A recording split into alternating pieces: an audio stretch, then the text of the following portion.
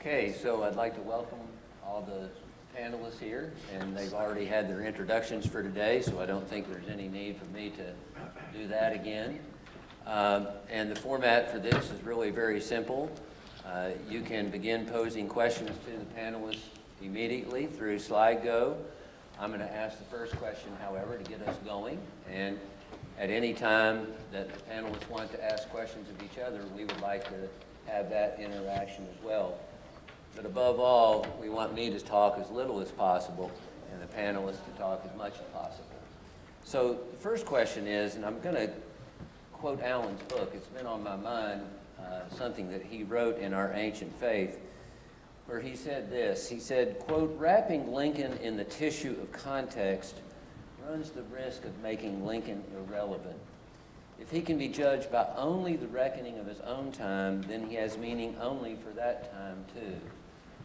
And I'm wondering from each of you how you approach that tension within your own work, you know, not putting him in the straitjacket of his own time and yet making him relevant for our own. Everyone is looking at each other. I mean, shall I start? Everyone's turning this way. I mean, I must admit, I'm inconsistent on this subject. I tend to explain some of Lincoln's philosophical limitations, according to our time, as originating from the restrictions on his time and the limits of his imagination in his time.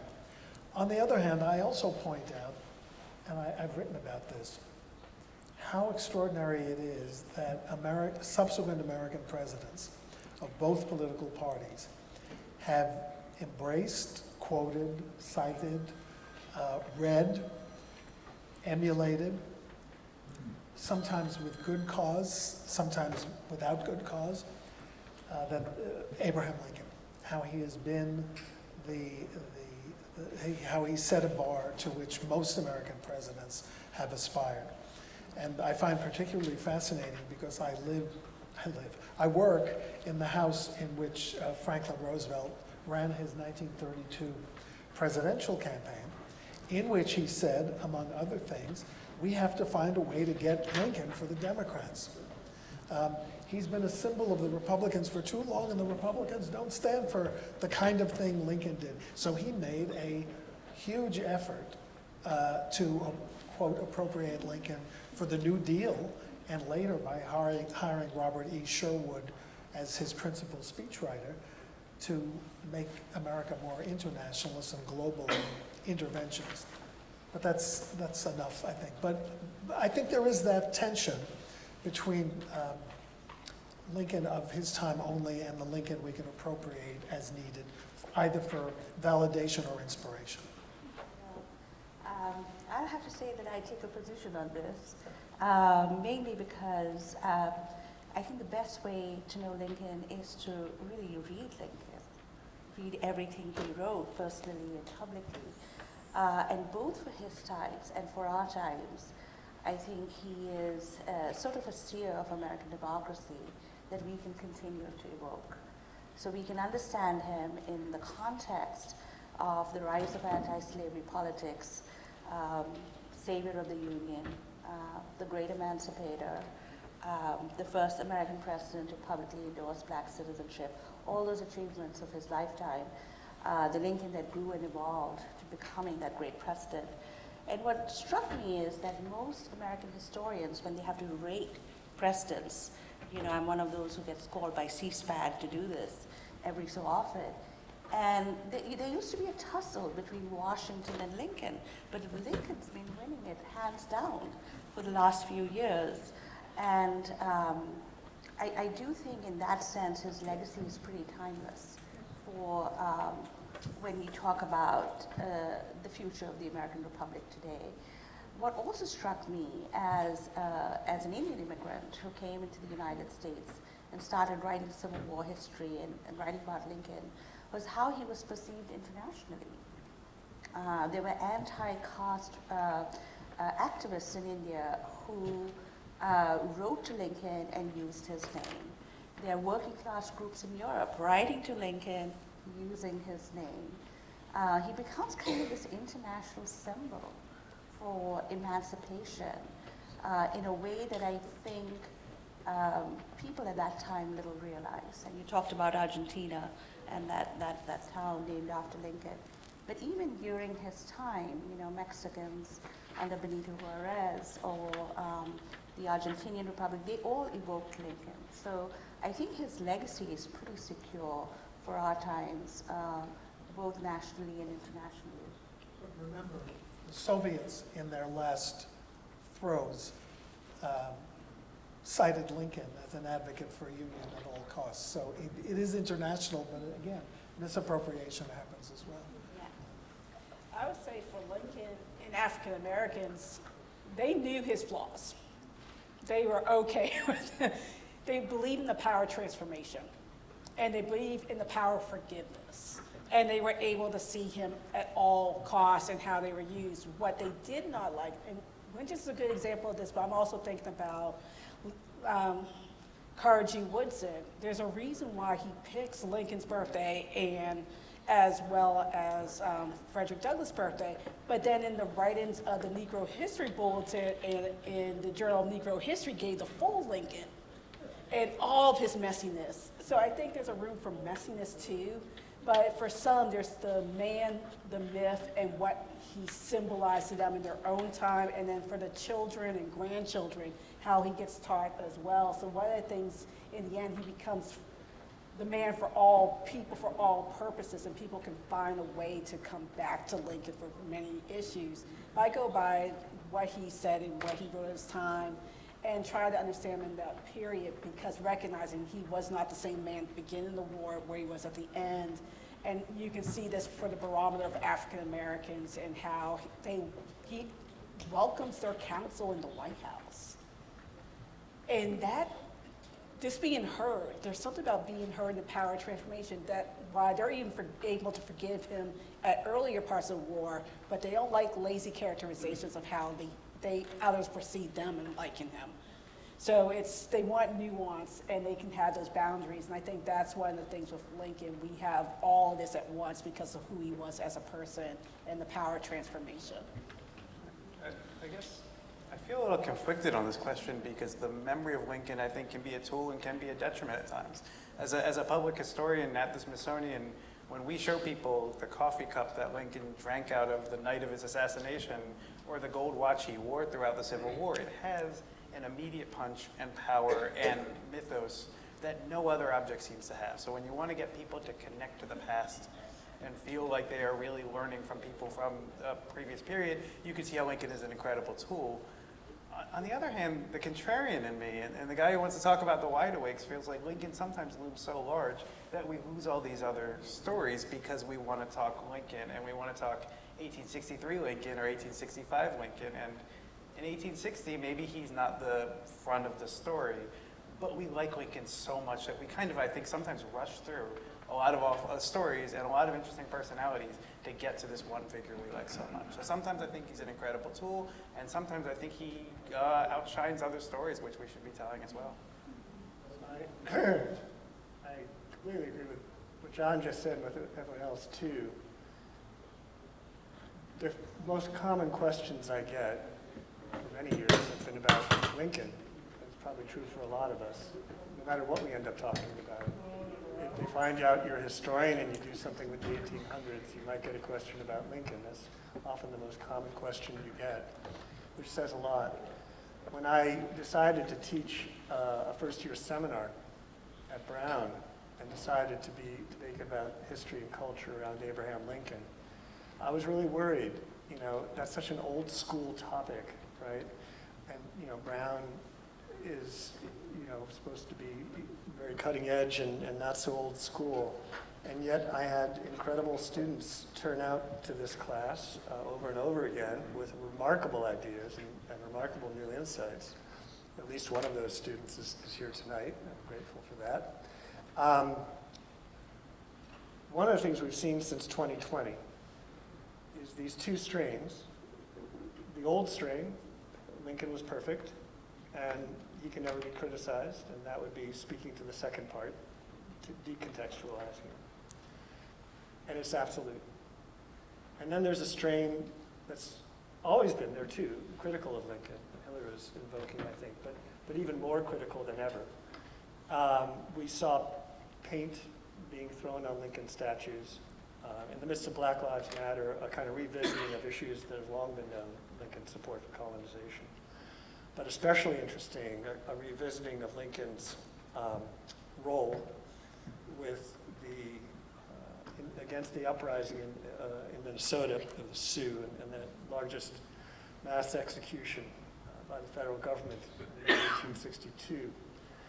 And that too was absolute in a way, which was to contextualize, was to remember what he did at this moment and then make an absolute judgment of the present. We can understand both these moves. Lincoln himself would reject both. And I think that's what I'd take away, right? The words of Lincoln that always matter to me the most are things like, can we all not do better, right? And a more perfect union, more perfect. We are not perfect. And the speech he gives in New Jersey on his way to take office, and he doesn't refer to America as the chosen people, but as the almost chosen people. These are words of incompletion and humility. And I don't care what side of the spectrum are, or whether you're looking at context or legacy and memory. Those words exist on paper. If you read the works of Lincoln, they are undeniable that he said them or wrote them. And they have tremendous meaning for any time. I know John has another question. But No, go ahead. No, it's fine. I think in terms of his relevance, his timeliness, I think Lincoln had a very healthy sense of his own importance.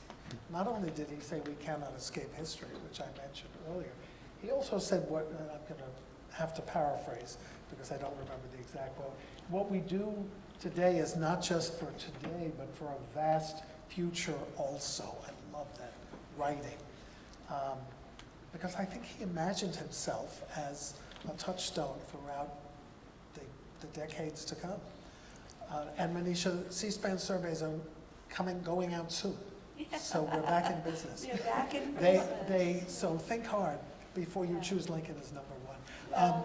Think harder about who's the last. You'll always be Right, my think, number one. and there is a regularity to it. They are sent out after every change of administration. That's there.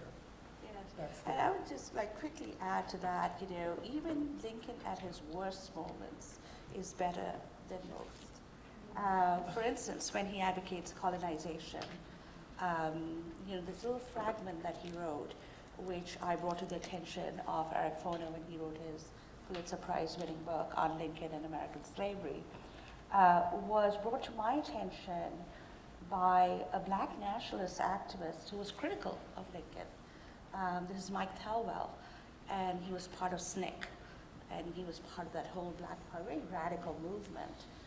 And I was wrestling with Lincoln's, endorsement of colonization and his admiration for Henry Clay, his beau ideal of a statesman, and who Frederick Douglass famously said was president of nothing but the American Colonization Society.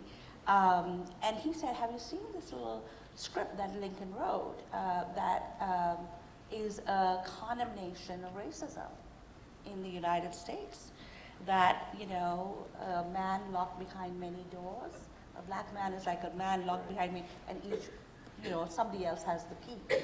And he really got, and he says, I think he endorsed colonization because in his republic there couldn't be inequality, and he realized the depth of racism. Certainly Illinois did not give black men the right to vote when he was. And even the incident with the Lakota people, the Sioux uprising in Minnesota, the sort of very Indian-hating general there had condemned over 300 for execution. And Lincoln, in the midst of war, when he didn't want to think about this at all, goes through this and decides to pardon most of them, except 30 or which still ends up being the 37, largest, 37, one and got then the 36 were executed. Yeah, 36 were executed, except for those who were convicted of egregious crimes against civilians and especially women. So the fact that he did that really shows to me that even at his worst moments, he seems better than most presidents. So he's going to win the C-SPAN poll again. Well, I mean, just a couple of comments. Harold reminded me of that quote of a vast future also, and then you talking about his international influence, and he often talked about this war being about the whole human family.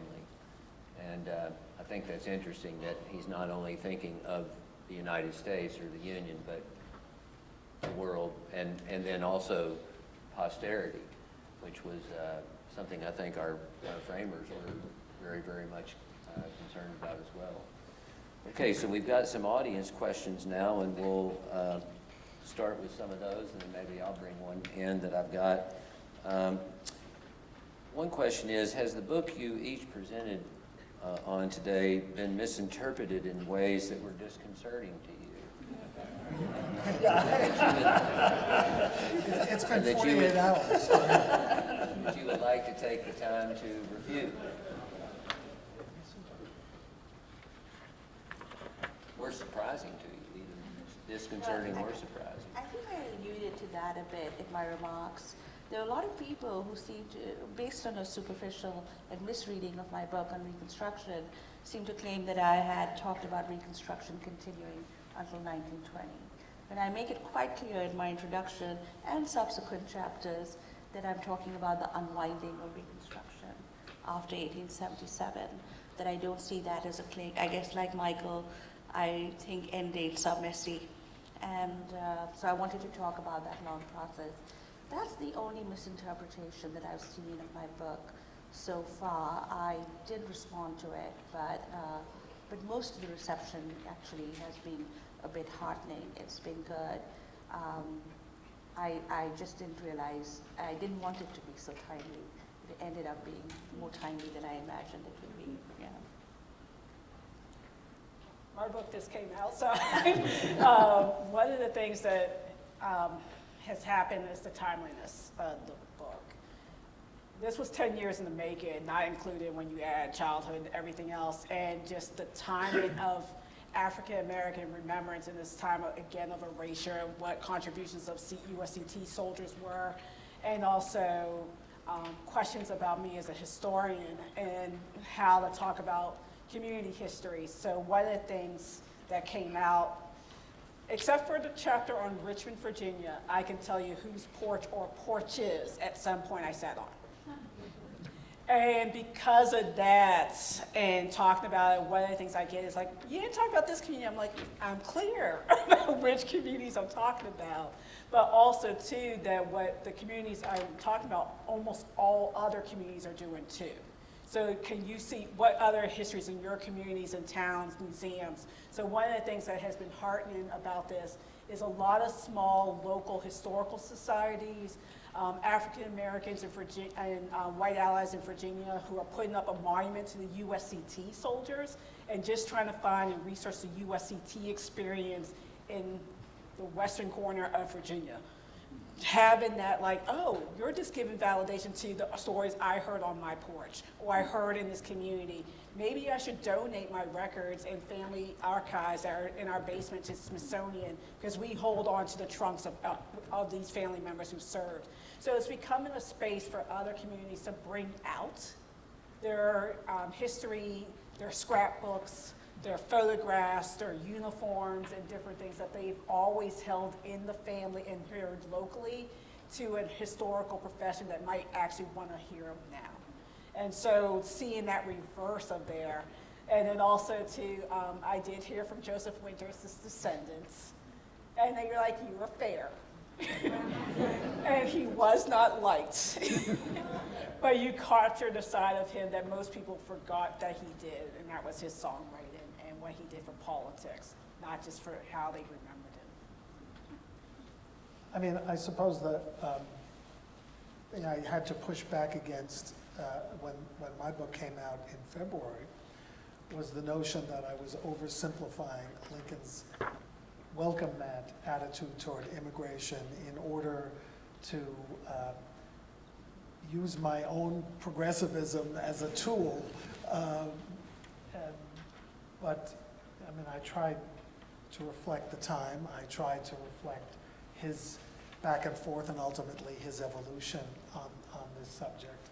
So that was the part that I was concerned about, that people thought I was doing it as a campaign document. And if I did, I failed utterly, so it doesn't really matter at this point. John, I'm hoping you're going to speak. I'm not going to. But I've known John for some time. We were fellows together. And when I was teaching, it was one of these years I was teaching a Lincoln seminar, and a student had read John's earlier book. John's written a few books, called The Virgin Vote. That was really his first big book. And the student was really quite taken by the book and the wide awakes in particular that show up in that book. And she wanted to really write about wide awakes then and wokeness now. Now, I don't know if that's what you're going to talk about, but now I've put you on the spot. You mentioned it quickly in your talk. It's yeah. the word I've been avoiding for quite some time. I'll talk a little bit about this. I will say at first, the idea of someone misinterpreting your work kind of assumes that the historian is all wise and right on everything, and somebody just got your reading wrong. I'd say if somebody misinterprets me, it's as likely that I didn't make a compelling enough case, or I didn't lay things out as someone is getting it wrong. So I don't want to sit here as if I know everything and some reader got things wrong. Maybe I put it wrong or didn't make as strong a case as I could. With the wide awakes, I guess I'm the main misinterpreter of my work, because this is kind of my second attempt at the wide awakes. When I was a master's student, I wrote a thesis on them and published it. It's a Journal of American History article 17 years ago, and I thought I was done. And people kept looking to the wide awakes, really wanting them to be these woke heroes. And they're this militaristic anti-slavery movement, and they kind of, if you look on Reddit or Twitter or Instagram, you can see people who have wide awake tattoos and are cheering on, we need to bring these guys back. And the second go-round, kind of writing a book about these guys, showed me a lot more of the danger of this movement and some of their nativist roots that I didn't quite understand before. It was after Charlottesville, and I think I had a greater appreciation of people marching with torches in the night not always being great news, you know? So I've kind of turned and wanted to play down the inspirational element and also the abolitionist element. People want the wide awakes to be the good guys coming, and they're just as much the bad guys coming as the good guys coming, or neither really. So I just think I'm trying to revise what I thought before, but the wokeness thing, it's constantly like a stick in the spokes, because people want it to be 2020 or 2017 or 2025 and really transpose our current political moment onto them. And they really don't work either as heroes or as villains. So it's interesting, you can benefit from it, but I always feel like I'm trying to dodge the associations because it can really trip you up in a lot of ways. I'm glad you mentioned, I'm glad you mentioned wokeness. That's been one of the concerns, like how are you perceived as being woke by focus on an African-American topic of the time period? And I'm like, I am doing the archival work here. These people were living in their times, had no clue what was coming. All they knew, they wanted to remember what their families and communities did. They were patriots, they served, they fought. They fought against discrimination in the Army. And I talked about my Civil War ancestor, he's not perfect. He serves at the end of the war with a ball and chain around his foot in Fortress Monroe. So I'm also sharing that he was not the ideal soldier, the ideal veteran. He becomes one. And being clear, but the political climate of wokeness by doing anything that is a counter and talking about African Americans, African American women as the preservers of memory, families and communities that were doing this work all along, but were ignored, is now being seen as woke, as being this political debate. So that's where I'm anticipating from some are like, are you concerned your book will be banned? That's one I've heard a lot. The other has been, are your family members okay that they might be attacked? I'm like, yeah, they are, because they read every draft. They knew what was coming. And they are like, we were waiting for you to know what was happening. they're better prepared than us. And I think that's one of the things is not to be scared by what the labels will be put on our work if we do the work and our due diligence. And this is one of the things I draw on Lincoln. I'm okay to take those hits. I'm okay. I know my Moore's compass is. And that's one of the weirdest things is I didn't think I would have to deal with 10 years ago when I started this project in earnest. But now this is a reality, and I'm so glad I pushed through and continue to go in and tell the human interest story of these people who just wanted to be heard for their contributions and what they did, despite being told to accept lies and myths. They rejected all of that. So if they could reject it, I can reject the wokeness. I would say, actually, I wrote a book on secession before I wrote a book on abolition.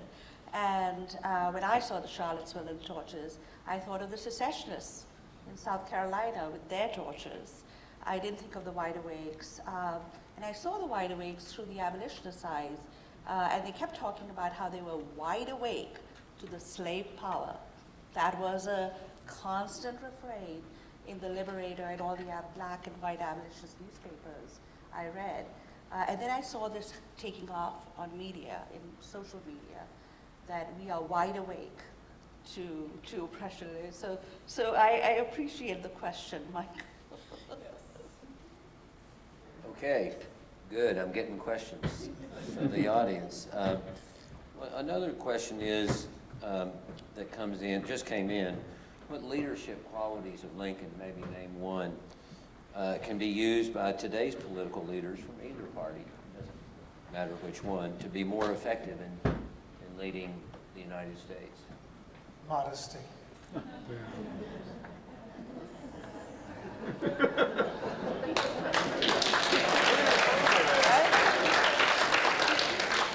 Harold, was it Hay or Nicolay that said once that Lincoln, was arrogant? I think they said he was intellectual. Well, Charles Sumner thought he was the most intellectually arrogant man. Well, I should have said humility more than modesty. Okay. He was more, humility is a better word. Okay. But it didn't get as much applause as mine. Yeah. But he was also a bit of an intellectual. He was a self-educated intellectual, but he was. If you read his Very much. speeches and even his private writings, I think anti-intellectualism is a strain in American history, as Richard Hofstadter pointed out a long time ago. But Lincoln was a very thoughtful, intellectual man, and I think it's part that feeds into his modesty and his humility, I think. And I think I would really like to have a leader who's smarter than me, not somebody I can have. For me, It's going to limit the pool, I think, Manisha.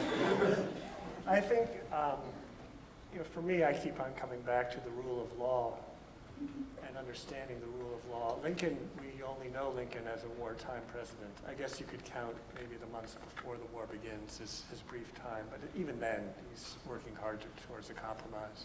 So war is looming. So what would a peacetime Lincoln have looked like, right? And we don't really know. But we have a lot of clues. I'm a believer as a Whig, as a former Whig, not me, Lincoln, that the idea of deferring to Congress is what you do. And there's a reason why Congress is in Article 1 and the executive is in Article 2. And Harold may have different opinions, but I think that during the war, that can shift always, and the executive takes certain powers. We're going to hear about Lincoln's suspension of habeas corpus again soon, if we're not hearing it already, because the idea of a president acting in certain ways without congressional authority, it's inevitable that when those things happen, Lincoln is invoked. He was invoked by FDR during the Korematsu, what led to the Korematsu judicial opinion. That's Japanese-American internment. So we're going to hear about this, but it's important to remember that, like in that episode, there's a number of things to remember about that episode, but one of which is that Lincoln really wanted Congress to pass its own habeas corpus act, which it did. And Lincoln welcomed that. I know, it wasn't quite the same. Well, he could have asked them to come He could back have in asked them to March, come not back. July. He could have asked them to come back, and how long would it have taken them to come back? If they were walking, maybe July, but if they were taking other conveyances, maybe Right. not March. But yes, so I do think Lincoln stretched it on the habeas corpus one and stretched it by not quite abiding by what Tani ordered him to do. I do think that is a mark. And we are going to hear about a lot of these things, not only ignoring Tony on habeas corpus, but sort of inhibiting Tony from issuing any opinions or convening the court on the draft on emancipation, all the things allegedly that Tony wanted to rule on. I like what Thaddeus Stevens said about Tawny when he died. He said, now he's gone, and I fear he's also condemned to everlasting fire. This was Dred Scott decision. But I think Mark Neely's book, The Fate of Liberty, is actually very good. A very fair and balanced record, a fair and balanced look at Lincoln's record on civil liberties. And if you see that, it's not that bad for a wartime president in the midst of... If the Constitution authorizes suspension in the midst of rebellion, he met the constitutional definitions. And, I think Michael's right. We're going to be hearing more of this. We're going to hear about Lincoln's press crackdowns as the inhibition of the media continues.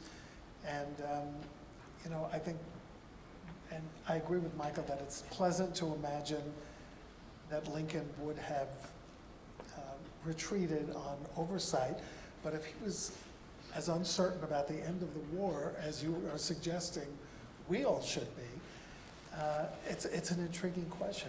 Lincoln once said, when he was challenged on suspension and on press crackdown, he said, this is like an emetic. Nobody would take an emetic unless they were sick. Well, when do you say the sickness is cured, right? It plays into your analysis. Right, and I would have said that you're right. So when I say we wouldn't have known we don't know the peacetime Lincoln. We couldn't have had a peacetime Lincoln until Lincoln himself agreed that we were in a time of peace. And when would that have happened? And we don't really know. So I'm thinking here, in part, just that there is deference to Congress on certain things. Many, many years ago, the great constitutional historian Harold Hyman wrote an article called Lincoln and Congress, Why Not Congress and Lincoln? Because maybe it's just rhetoric, but when you look at so many things that Lincoln does, he seems, at least he makes a gesture that Congress matters, which is something these days, right? And Congress did matter, which is also something these days. And so the Emancipation Proclamation is framed as a president executing what Congress has basically said he has to do. Now that's, there's a rhetorical bit to that, but it's an acknowledgement of a system. It's an acknowledgement of a system, even if he's willing to stretch, if not break it sometimes. Right? I mean, the preliminary proclamation certainly defers to the Confiscation Acts, but the final proclamation refers to the preliminary proclamation. So he's back to quoting himself. Yes. The other thing I was going to say is where, talking about leadership, Lincoln was empathetic and he took counsel from a wide range of people. And this is where I think that empathetic leader and where he's willing to waffle and different things. I just think about when he brings in African-American leaders into the White House on specific issues and how you could take Frederick Douglass of all people and have him change in there, but also the ordinary men and women, and I'm thinking about John Washington's book, They Knew Lincoln, that he published to people who were in the White House, and they felt him as not just an employee, but someone who actually cared about their opinion. These were the lowly of the low in the White House, and they felt heard. And I think that empathy and good listening allows him to bend, allows him to go against people who would not even see the humanity of these other ones and where he seeks counsel, how he seeks counsel. But the methodical decision maker, I just want an empathetic decision maker, methodical and thinking about what, if you're going to make action, you just don't take it lightly. Did I just point out something Hillary just said, which is an empathetic decision maker? And maybe you can reflect on this, Hillary, and others, but as I often discuss with my students, empathy now is a negative word. No, not for me. No, but there is a major set of Americans today, most of them in the same party, who argue against empathy and have been doing so for a long time. When Sonia Sotomayor was confirmed, and she talked about her own personal experience and how it would inform her judgment, and she used the word empathy.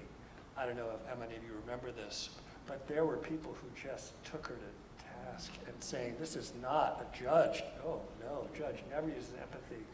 And people are now mocking the word empathy. I find this really horrifying and very anti-Lincoln-esque, right? Yes, it's very troubling. My husband's a moral philosopher, and he wrote a book on empathy and the entry on empathy in the Stanford Encyclopedia of Philosophy. And when he heard a person who shall not be named say that empathy is the weakness of Western civilization, and I'm like, what is it? Do you want to overturn the inheritance of the Enlightenment and the Declaration, which was Lincoln's touchstone for everything?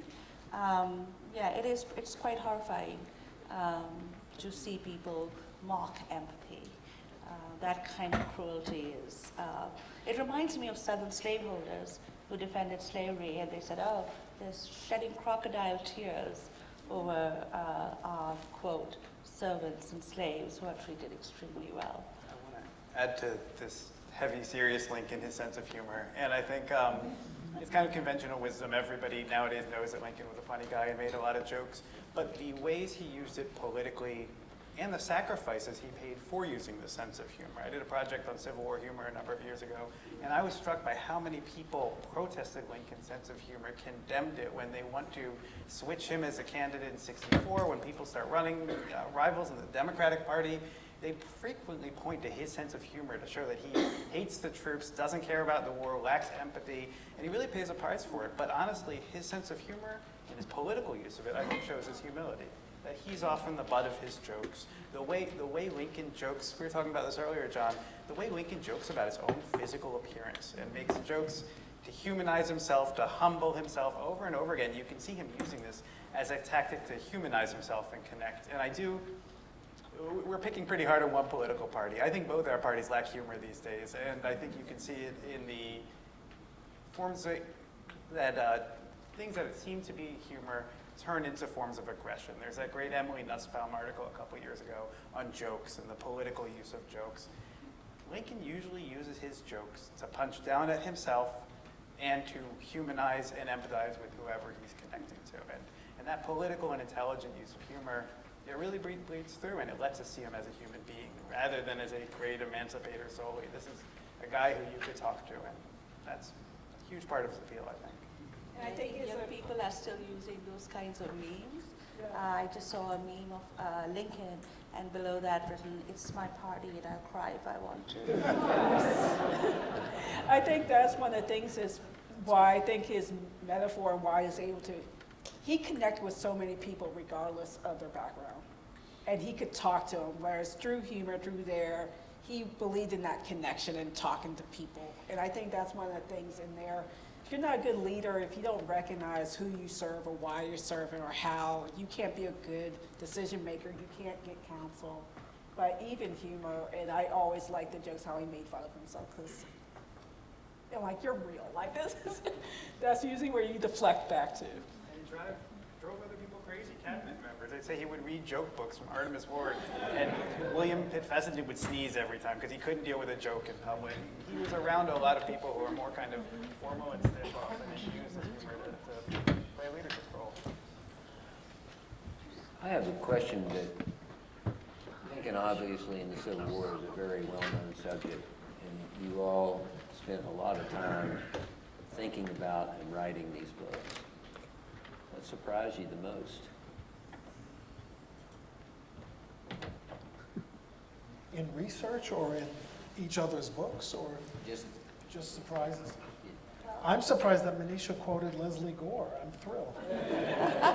who was a friend of mine, so I'm very happy that you said that. Well, actually, I came to Lincoln in a circuitous manner. I was writing my book on abolition, and I was really interested in seeing what the abolitionists had to say about Lincoln, who, was for most of his career a moderate anti-slavery Republican. He was not with the conservatives or the radicals. He pretty much gauged the temperature of the mainstream of the Republican anti-slavery party. And what surprised me is how much the abolitionists liked him. Like Garrison, I think, was actually in love with Lincoln in the end. I mean, I was shocked because here was a man who had critiqued the US Constitution, the US government, said no union with slaveholders, and he just has these amazing articles and letters on Lincoln. And then Frederick Douglass, the first important white man I have met, who met me without any semblance of condescension, of racial condescension. So I started seeing Lincoln through the eyes of the abolitionists, who are supposed to be critical of him. Even Charles Sumner, who became very close to both Mary Todd Lincoln and Lincoln himself. And I said, well, I'm missing something. And I ended up writing an article on the abolitionists and Lincoln. And then I started reading Lincoln. And if you read Lincoln, you get sucked in. There's no going out of it because it's amazing. You can think about him, you can talk about his evolution, but here he is espousing colonization in the early 1850s, and then he has that little snippet where he says, oh, you think A tells me I can enslave you because you are darker than me. And be careful, the first person who's lighter than you can enslave you. Oh, it's not a matter of intellect. Well, then be careful. The first person who's more intelligent than you can enslave you. And he's writing this at that moment when he's supposed to be relatively conservative. Then I read his speeches from the 1830s, where he criticizes the abolitionists, but is appalled at the anti-abolitionist mobs holding up the rule of law as a lawyer. So I was surprised at how much, because abolitionists were my people. It was not Lincoln, it was not the anti-slavery president, and I was surprised at how much I started appreciating Lincoln much more and how they led me to read him. And so, yes, I ended up liking Lincoln much more than I thought I ever would. That's okay. I was going to say, the way I came to Lincoln is through family portraits, and my family's from the other side of Gettysburg, so you know what we did every year. We went to Gettysburg, and then that led to discussions of Lincoln, everything else. But I can tell you, in almost every black household, there are several pictures on the wall. Abraham Lincoln's one of them, Martin Luther King Jr. is the other, George Washington there too, and then Obama. But Lincoln and Frederick Douglass and certain people were always on black family walls that I went into, and King there, including my own grandparents. And then I went to college and I took my first Lincoln course. And I'm like, who's this man that gets the iconic images on all these black family homes, all these black churches spaces, what is it about him that he's here? And I also heard the Black Panther nationalist critiques of him. And I'm like, who is this man that's producing all of this so he can be loved and critiqued on either side? And then once I started reading him, was there, but for my book on memory, I just can remember what are those traditions that were always there. And that was one of those things. You saw Lincoln everywhere. And then Naaman, Abraham Lincoln's. When you look at the 1865 post-African-American naming traditions, Ulysses S. Grant's, Lincoln's, Rutherford B. Hayes's, Rutherford Hayes's, all those presidents that they aspired to are there, and Abraham and Lincoln, and both in combination. And I think that too says to something about he was able to speak to everyone, and he shows up more and more, and I just want to know why. And I still don't understand why there's a lot of Abraham Lincolns in 1865, but continue in the 20th century and there, and even to the present, people still name their children in black families Abraham Lincoln. I think I'm also a big fan, but I've been a big fan for a long time, and I agree that the Lincoln name catches on in many ways. What surprised me in this book was my absolute fixation with Lincoln's successor Andrew Johnson. Now, Johnson, you see, and I made some cracks about him during my talk, because he's sort of relegated to being a bad president, which he was. And by the way, if you, in these rankings of president that Manisha spoke of, almost always the person just before and just after Lincoln occupy like the bottom, near bottom rungs, Buchanan and Johnson. Hard act to come before, hard act to come after. No, they're just bad presidents. And so there's a way in which I think I certainly would just dismiss Andrew Johnson as irrelevant because he was such a miserable president or whatever. And in doing this work, my evaluation of Johnson has stayed the same, but my fascination with him has grown hugely, and I didn't know that that was going to happen. He is a fascinating figure, and I don't think I would have found him so fascinating were it not for the first Trump term, during which, just before it, I wrote a piece making some parallels between Trump and Johnson, and then Manisha wrote a longer piece in the New York Times making parallels as well. That was during the first term. You got your first death threat. Writing that piece. Well, in the that's New when you York know Times. you've hit something true. So, yeah, and so what am I talking about? Well, so, yes, by far, if you're going to read a president's writings, read Lincoln's. But when you're done, and you're willing to read some of Johnson's, there are some remarkable things to read. Johnson, when he sits down for the first time, by contrast, when he sits down for the first time with a delegation of African Americans who come to the White House, the transcript of that discussion is extraordinary, and it turns one's stomach. The other thing is that in August of 1866, he goes on to swing around the circle, as it will be called, where he gives a set of speaking tours. And what he's doing is he's trying to denounce the 14th Amendment, which is on the table for ratification. And he gives a talk, and these are northern cities, Cleveland, Chicago, and a few others. And this is the first time in history that a president leaves the White House and gives popular rallies. It just wasn't done because it was seen as undecorous for a president to behave this way. And Johnson has a script he's supposed to follow that his people have given him about denouncing this and that, but mostly the 14th Amendment, don't ratify. And he keeps on going off script. And then when he does this, he starts saying sort of angry things, including to the level of, somebody says, hang a few traitors, hang Jeff Davis. And he says, hang Jeff Davis? Why don't we hang Wendell Phillips, that's a famous abolitionist, and Thaddeus Stevens? And so he's giving this kind of invective, and the more he gives it and then he hears cheers, he's energized by it. He's empowered, and he doesn't want to get off the stage. And does this sound familiar? And so it's terrifying in a way, but there are differences, right? That his handlers, well, first of all, some audience members start to heckle him for saying what he says. And it looks bad, and Johnson's making a mess of it, and his handlers start pulling him off the stage early. And it's not going well for him. And so that doesn't work. And Congress isn't on his side either, and that's a big difference too. So he's trying to rally the people on his side. He's trying to be a populist, and he absolutely sees himself as a populist. It doesn't work out. But these efforts, those speeches, which should be read, because they are remarkable, but not as remarkable and stomach-turning as the delegation that visits him in early '66. I would reiterate that. I would also read his messages to Congress, which are remarkable, because he has this notion that somehow giving black people equal rights is taking away rights from whites. That somehow any kind of equality, as if rights is a fixed quantity, right? Or his criticisms of using the federal government to protect his criticisms of Reconstruction.